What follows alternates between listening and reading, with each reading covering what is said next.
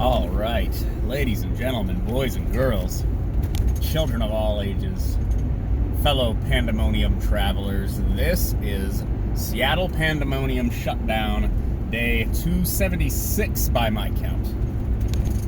So what's going on? What's going down? We've got, I just keep saying it, like continuing election drama, shenanigans, and lawsuits, and blah, blah, blah. I don't know. Let's do it. Let's get it going. Whatever. Let me know. Wake me up when something's happening.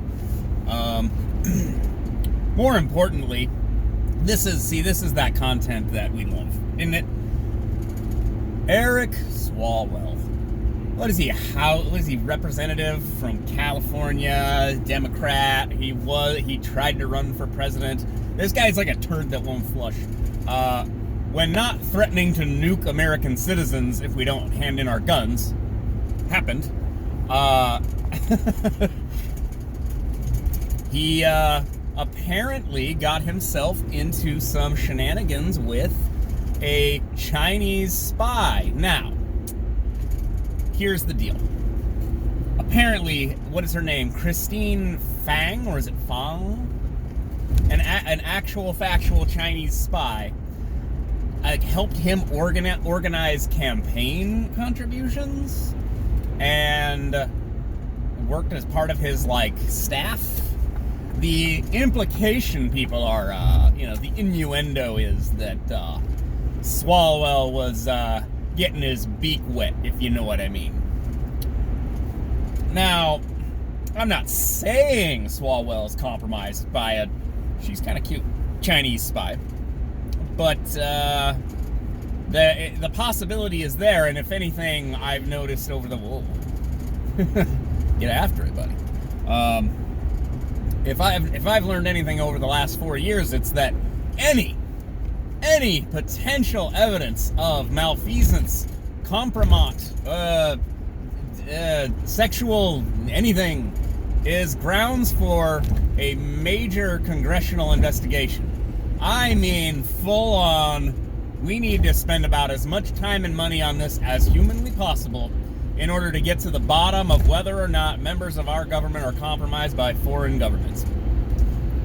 And I'm certain that our Congress will do its due diligence to get to the bottom of this situation and bring these people to justice, make sure America is safe from foreign influence. You got to beat that foreign influence. Of course, none of that is going to happen. The same with, what do you call it, Biden Gate or Hunter Gate or whatever we're calling this now. Beijing Biden. Now you got Shanghai Swalwell. Not quite as snappy. I'm working on it. Okay, takes time to come up with a good, a good quippy campaign, a name. Fang Gate. China Gate. I don't know. China Gate sounds like a Chinese restaurant. I'm sorry. I don't know if that's gonna do. But anyways, Biden, Hunter got fat stacks from China, and according to Bobolinsky,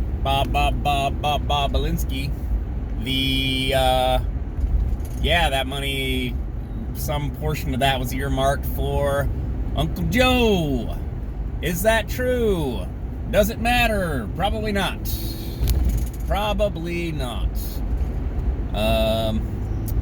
Should it have affected people's opinion of Biden? Yes, because all of our political opinions are now based on innuendo and speculation, and hypercritical character assessments. Like Gary Hart was getting some side action, and that's where all this tabloid politics began, according to multiple people. I've met many people who have confirmed this. It's kind of part of the historical record at this point with news and everything. Like Gary Hart was getting some side action. This was back in the late 80s or something, and he got caught. And ever since then, it's just been a downward spiral of muckraking every politician, which I'm for, essentially. These people are supposedly our leaders and such. So yeah, let's dig into them. But let's dig into them all of them equally. let's not pretend that like, oh, Donald Trump has all these scandals. Let's dig into all these people. I don't care. They wanna have the nuclear codes. They wanna have their lifelong Secret Service protections. They want to have all the power and influence and access to all the money and everything. All right, okay. Well, then we get to ask you some questions, lots of questions, and if we find discrepant answers, then guess what? We get to judge you for that. I don't know what to do, because at some point, all this corruption, right? Like, say Swalwell's taken a cut from money that this Chinese spy was arranging. Maybe some of that money comes from China. And then, Swalwell then is like, oh, well, I'll do a favor for my Chinese mistress, or maybe just my Chinese associate. He's just not aware that she's a spy. Okay. And he's not getting his beak wet. Okay. Fair enough. She's still inside of his organization. It's still inside of, like, our, access to our government. I don't have that level of access to any of our elected representatives. I don't know these people personally. Oof, God, imagine knowing these people personally. They're probably all disasters. But then this opens the door, of course. Are there more spies in our midst? I mean, like, this is something that I had to get kind of red-pilled about. The McCarthy era, McCarthyism is this boogeyman of, like, oh, the government, like, interrogating people and accusing people of being spies and stuff. And my understanding is, yeah, actually, global communists did infiltrate our government in the, 50s, and wanted to violently overthrow the government of the United States of America. Like, that is what happened. So McCarthy was actually right. Now, you can disagree with methods and tactics and stuff, but they were right. There were infiltrators. There were communist infiltrators trying to overthrow our government, and we had to try to figure out who they were. That's just what it is. So, are we headed for a new round of that? Well, I would say if the Democrats take over the Senate with this, Georgia race that is apparently such a disaster, probably not. But is this a partisan issue? Well, it will become one. It should matter whether or not we, have Chinese spies in our midst as they, threaten Taiwan and, threaten our base at Guam and all this. It should matter and be a bipartisan issue, but it won't be. It won't be. It will become the left will call it a new Benghazi or a new Hillary's emails or whatever, and the right will say that the Dems are sandbagging an investigation. They're blocking the thing, because they're in the pocket of the commies, right? And the media creates all of this, right? The media creates these counter narratives, and at some point, and maybe gridlock is the best thing. I've said this before. Look what happened when we had consensus in Congress and the executive branch. We got the Patriot Act, right? So us having consensus in the halls of power doesn't necessarily mean good things are happening. It just means a bunch of powerful people are all agreeing with each other about something. So that's not necessarily a good thing. But, yeah. Oh, Eric Swalwell. I just love, I'll be honest, okay? As a very failed artist and a very failed podcaster and a very failed tech worker, I just enjoy being able to trash our elected officials, like on Twitter. Like making memes about Swalwell, basically crapping his pants on TV. Did he? I don't care. I'll say they did. It doesn't matter. It's a joke.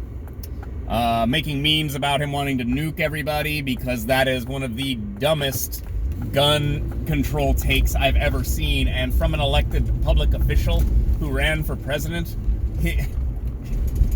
He will be bold without the bull.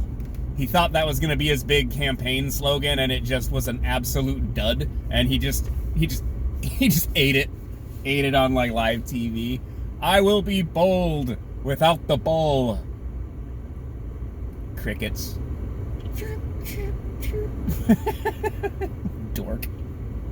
I like to be able to just make fun of these people and you know, be nasty, because I'm not happy with myself. But they're free thought. I mean, they're it's open season for making fun of these people. It's just, you know, they deserve it. They deserve everything they get when they say something stupid. But what about Swalwell? I don't know. He says, you know, he denied having any relations with that woman, Miss Fang. We'll never know unless she comes forward or something. Can we get her and can we get her and grill her? Like, let's get some FBI, let's get some Michael Flynn stuff going on. Let's get it going, you know? Let's nab her. Let's start putting the screws to her. Get your minds out of the gutter. Let's do it. Let's figure out what's going on. I mean, Dianne Feinstein, right? She had like her driver or something was a Chinese spy for like a decade or something. What is it with, and then you got, what is it with Democrats being like, you know, sort of apparently compromised by China? What is this? It's like many prominent Democrats have all these weird ties to China and then want to be real friendly with China. Weird. Donald Trump was never supposed to win, and I want Democrats to take this seriously, because if you just look the other way and go, oh, well, it just doesn't matter because it's our team, then you're like beneath contempt. Like you're the problem, honestly. Like you're contributing to the destruction of our country because you're engaged in tribalism. I mean, this is what people blamed, I don't know, the Republicans for the last 4 years. If you don't want an investigation into all of this stuff, you're part of the problem too, and you have no place to criticize basically any partisan nonsense that the Republicans get up to. You really don't. Like, this is a moment for you to demand transparency about a foreign power having major influence and spying inside our government. I mean, this is the moment. Anyways, listen to me like I can actually save the country or something. Like, no, just listen, be reasonable. Yeah. Maybe I'm ever the optimist. Maybe underneath all of my cynicism and pessimism, maybe I am ultimately an optimist. I'm like, nah, guys, just look. If we just look at the information, then we can figure this out, and then we'll calm down and agree with each other, and yeah. It's not gonna happen. All right, I think that's enough from me for one day. I will talk to you guys later. Bye.